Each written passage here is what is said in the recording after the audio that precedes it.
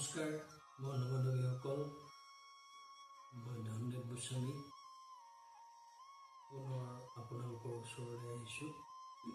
গুৰুজনাই পতা দোল উৎসৱত প্ৰত্যেকটো দিনৰ তিনিদিনীয়া কাৰ্যসূচীৰে গুৰুজনাই দোল উৎসৱ পাতিছিল। এই ধৰণেৰে পৰম্পৰা অনুসৰি গুৰুজনাৰ সেই দোল উৎসৱৰ যি পৰম্পৰা, এনেধৰণে আজিও বৰ্তমানত পালন কৰা হয়। তাৰ বিষয়ে মই আপোনালোকক ক'বলৈ লৈছোঁ। প্ৰাণ, মন, অহংকাৰ, বুদ্ধি, পঞ্চভূত দেশ আদি সকলোবোৰ জড়। এই সকলক চৈতন্য কৰোঁতা কেৱল পৰম আত্মা ঈশ্বৰ। মাটি, পানী, বায়ু, তাপ আৰু আকাশ এই পঞ্চভূতৰ দ্বাৰা গঠিত দেহত হাত, ভৰি, মুখ, গুহ, লিংগ এইবোৰ পঞ্চকৰ্মেন্দ্ৰিয় আৰু চকু, কাণ, নাক, জিভা আৰু ছাল এই পঞ্চ জ্ঞানেন্দ্ৰিয়। 10 ইন্দ্ৰিয়যুক্ত পঞ্চভৌতিক জড় দেহত চৈতন্য পূৰ্ণ হৰিয়ে জীৱাত্মা স্বৰূপে অন্তৰত প্ৰৱেশ কৰি অসংখ্য জড় দেহাত চৈতন্য কৰাই প্ৰৱৰ্তাইছিল। অৰ্থাৎ পঞ্চভৌতিক জড় দেহাত জীৱাত্মাৰ স্থূলৰূপে পৰমাত্মা সূক্ষ্মৰূপে চৈতন্য কৰি প্ৰকাশ কৰা হেতু পঞ্চভূতাত্মক দেহত 10 ইন্দ্ৰিয়ৰ লগতে প্ৰাণ, বুদ্ধি, মন উৎপন্ন কৰাই কৰ্তব্য সাধন কৰাইছে। দেহত ভগৱন্তৰ শৰীৰত যিদৰে গোটেই জগত আছে, আত্মাৰূপী ভগৱন্তও তেনেদৰে গোটেই জগতৰ বস্তু ক্ষুদ্ৰ দেহাত থাকি জড় দেহাত চেতন কৰাই প্ৰৱৰ্তাইছে। ভগৱন্তৰ তত্ত্ব যি শাস্ত্ৰত আছে সেই নিগম, সেই শাস্ত্ৰৰ সাৰ কেৱল ঈশ্বৰৰ নাম। সেই নামৰ তুলনাত আৰু কোনো ধৰ্ম নাই। সেই নামক স্মৰণ নকৰিলে ভৱ সংসাৰ তাৰিবৰ কোনো উপায় নাই। এতেকে নাম নলৈ কিহৰ আশাৰে বাট চাই আছো, ভৱ সংসাৰ পাৰ কৰিবলৈ বাট চাই আছো। অৰ্থাৎ হৰিৰ নামত বাজে আৰু কোনো শ্ৰেষ্ঠ ধৰ্ম নাই। বিষ্ণুৰ পদৰ পৰা যি গংগা উৎপন্ন হৈ দেৱাদিদেৱ মহেশ্বৰ জটাৰ ভিতৰৰ পৰা প্ৰবাহিত হৈ পৃথিৱীক পবিত্ৰ কৰিছে, তেনে কৃষ্ণ ভগৱন্তৰ শব্দতকৈ আৰু কোনো ডাঙৰ দেৱতা নাই। সেই কৃষ্ণ ভগৱন্তই সৰস্বতীক এটি ৰাগ দিবলৈ আদেশ কৰিলে। যি ৰাগ দিলে সেই ৰাগৰ প্ৰেমত শ্ৰীকৃষ্ণৰ ঘাম বাজ হল। লক্ষ্মী সৰস্বতীয়ে তাকে কুম্ভত ভৰাই থলে। 100 যুগৰ পাছত বামন অৱতাৰত বলিক ফুটলত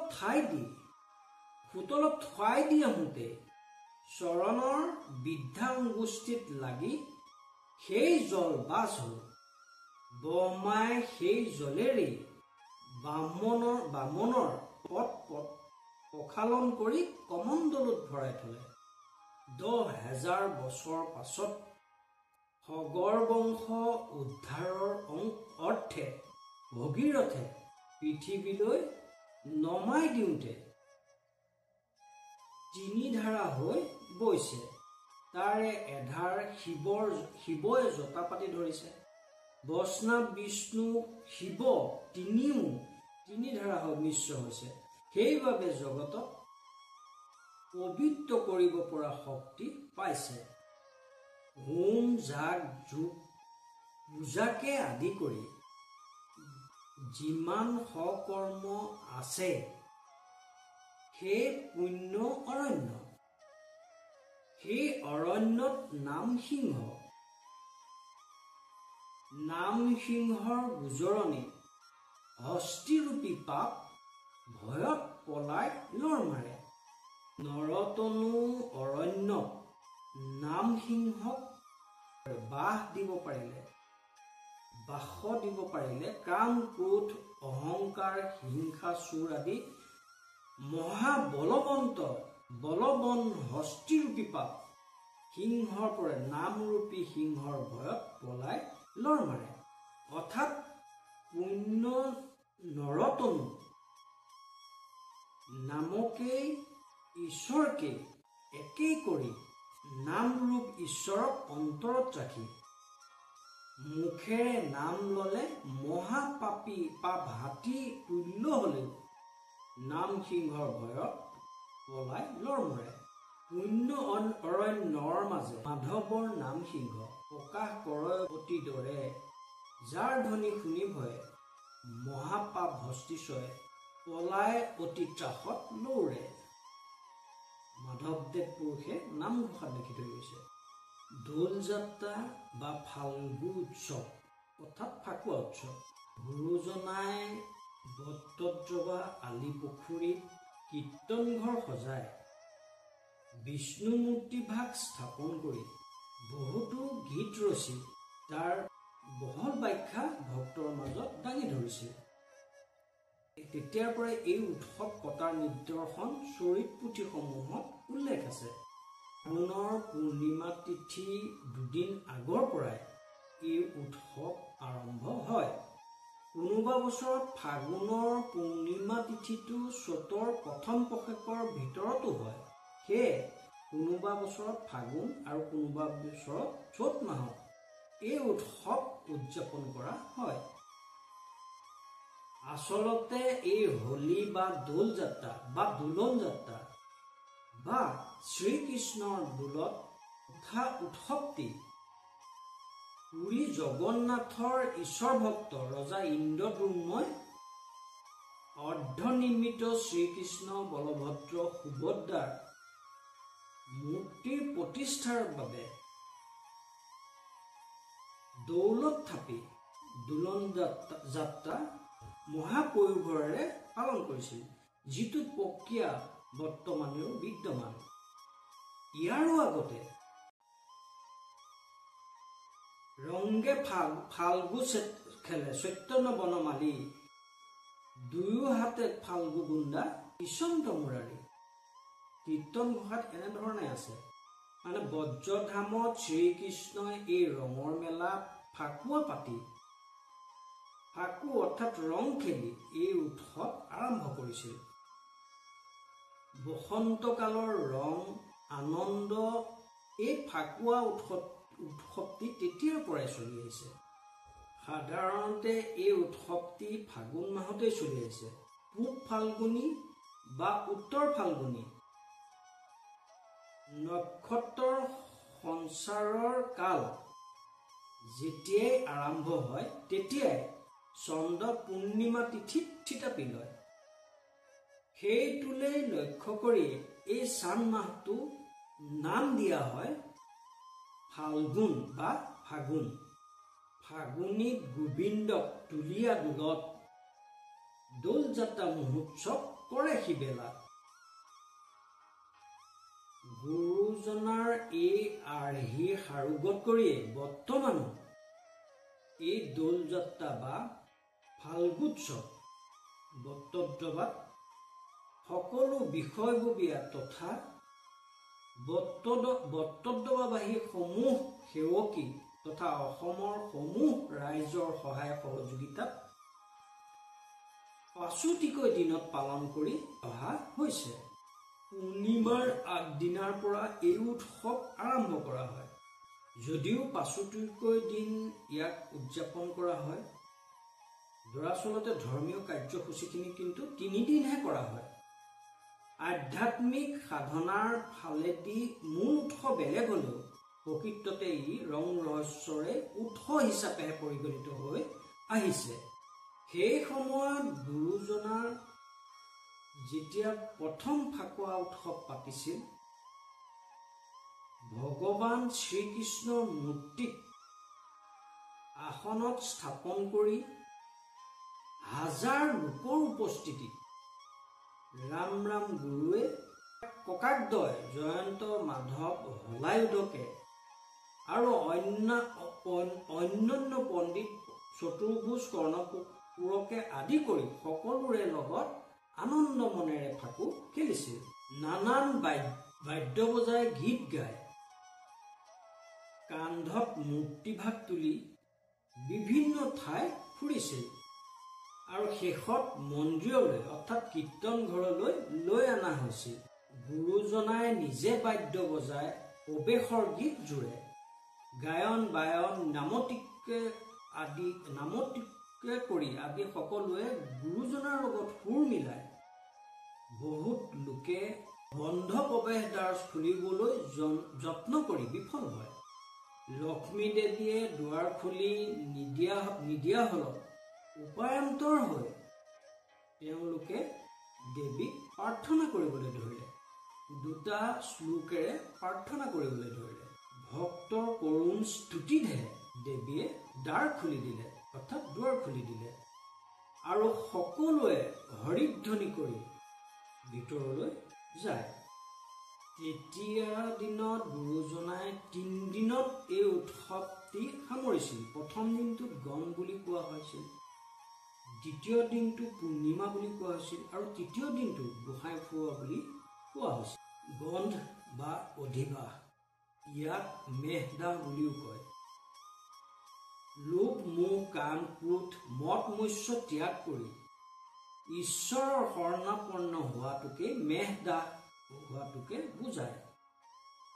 ঠিক তেনেধৰণেৰে জীৱনটোত প্ৰয়োজনীয় সকলোবোৰ আহিলা একত্ৰিত কৰি কৈ যোৱা কথা সকলোবোৰ ত্যাগ কৰি নিজক প্ৰস্তুত কৰি তোলাটোকে অধিবাস কৰা বুজায়। এই দিনটোত চুৰি কটাৰী তামোল পাণ ফণি আৰ্চি নতুন সাজ সজ্জা বিভিন্ন প্ৰসাধন ও সুগন্ধি সামগ্ৰী যতনাই লৈ পহিলা মাহ হালধি কুঁহিয়াৰ ৰস নাৰিকলৰ পানী সৰ্বৌষধি ফুনৰেণু অগৰু গংগাৰ জলেৰে কৃষ্ণৰ মূৰ্তিভাগ নোওৱা হয়। সেই সময়ত আইসকলৰ দ্বাৰা উৰুলি ধ্বনিৰে বটদ্ৰৱাবাসীৰ লগতে সকলো তীৰ্থযাত্ৰীৰ মন প্ৰাণ উদুলি মুদুলি কৰি তোলে। নোওৱা শেষত স্নান কৰাই নতুন সাজপাৰ পৰিধান কৰাই মূৰ্তিভাগ অস্থায়ীভাৱে নিৰ্মাণ কৰা শিলিখা বৃক্ষৰ তলৰ আসনত স্থাপন কৰা হয়। শ্ৰীকৃষ্ণৰ মূৰ্তিভাগ স্থাপন কৰি মংগলাচৰণেৰে পূজা আৰম্ভ কৰে। এনেদৰে বামুণৰ দ্বাৰা 2 ঘণ্টা পূজা কৰা হয়। এই পূজা সন্ধ্যা প্ৰায় 6 মান বজাৰ পৰা আৰম্ভ কৰা হয়। মন্দিৰৰ 11 প্ৰসং জিভাগ সন্ধ্যা তাল কোবোৱা প্ৰসং মুঠ পথিলা আৰু কীৰ্তন ঘৰত লোৱা হয়। এই প্ৰসংটো শেষ কৰাৰ পাছতেই এই পূজা আৰম্ভ কৰা হয়। এই পূজা বিধি ব্ৰাহ্মণে এনেধৰণে আৰম্ভ কৰে। প্ৰথম শিৱক পূজা কৰে, তাৰ পিছত গণেশ পূজা কৰে, পিছত গোটেই কেইদিনৰ বাবে পূজাৰ সংকল্প স্থিৰ কৰি লোৱা হয়। ইয়াৰ পিছতেই নৱগ্ৰহ ইন্দ্ৰ আদি 10 দিকপালক পূজা কৰা হয়। পিছত দ্বাৰপাল জয় বিজয় আৰু শেষত শ্ৰীকৃষ্ণ আৱৰণ অৰ্থাৎ তেওঁৰ ৰূপটোক পূজা অৰ্চনা কৰা হয়। সিমানতে বিপ্ৰ কৰ্ম সেই দিনটোলৈ সমাপ্ত হয়। এই পূজা বিধি প্ৰত্যেকজন দেৱতাক কৰা পূজা শ্লোকবোৰ বেলেগ বেলেগ হয়। এই পূৰ্ণিমা দিনটো শুক্লা চতুৰ্দশী পৰে। দিনটোত পুৱাৰ পৰা 18 প্ৰসং ক্ৰম অনুযায়ী চলি থাকে।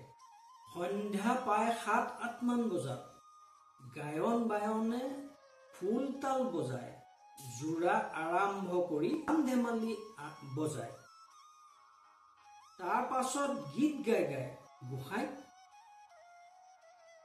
কীৰ্তন ঘৰৰ পৰা উৎসৱৰ বাবে নিৰ্মিত অস্থায়ী মণ্ডপলৈ অনা হয় আৰু আনি থাকোঁতে এই গীতটি পৰিৱেশন কৰে। গীতৰ ৰাগ মোল্লাৰ তাল পৰি ঝুম বাইহৰা আছে আছে দেখো সুন্দৰ নন্দৰ বালা, হাতে বাংশী মুখে হাঁহি গলাই কদম্বৰ মালা। দেখি নাই শুনি নাই এখন বৰণ কালা, চাম কটিত পিঠ ধতি ওৰে মেখেলা। এই গীতটো গাই গাই বংশীধাৰী কৃষ্ণ গোসাঁইক গায়ন বায়নসকলে এটা সুশৃংখল পৰিৱেশৰ মাজেৰে ঐক্যবদ্ধ হৈ দেৱবাদ্য খোল তাল পৰিৱেশনেৰে আইসকলি আৰু ভক্তপ্ৰাণ ৰাইজৰ উপস্থিতিত দৌল উৎসৱৰ সেই অস্থায়ী মণ্ডপলৈ অনা হয়। নমস্কাৰ বন্ধু বান্ধৱীসকল, মই আজিলৈ ইমানতে আপোনালোকৰ পৰা বিদায় লৈছোঁ। আশা ৰাখিছোঁ পৰৱৰ্তী সময়ত মই আপোনালোকক আকৌ লগ পাম, আকৌ গুৰুজনাৰ জীৱন লীলাৰ সম্বন্ধে কৈ যাম। ধন্যবাদ।